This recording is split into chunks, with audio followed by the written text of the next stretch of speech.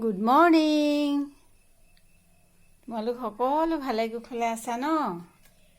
ঠিক আছে, আজি মই দুটামান চৰাই দেখুৱাম দেই। চৰাই নাম কেইটামান শিকিম, কৈ যাম, তোমালোকে ধুনীয়াকৈ শুনিবা দেই।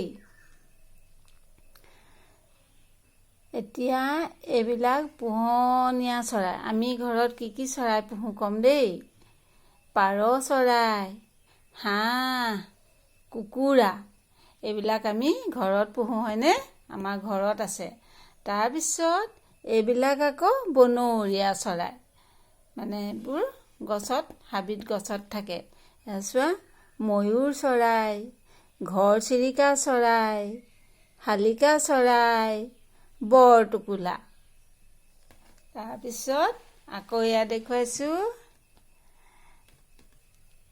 এয়া আকৌ মাংসভোজী চৰাই বুলি কয়। এই চৰাইবিলাকে মাছ মাংস খায়।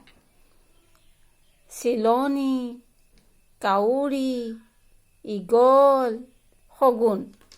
তাৰপিছত আকৌ এইখিনি দেখুৱাম দেই। এইখিনি আকৌ নিশাচৰ চৰাই, মানে ৰাতি ওলাই ইহঁতে, ৰাতি আহাৰ বিচাৰি খায়। ফেঁচা, বাদুলি, হুদু, এইবিলাক হৈছে চৰাই।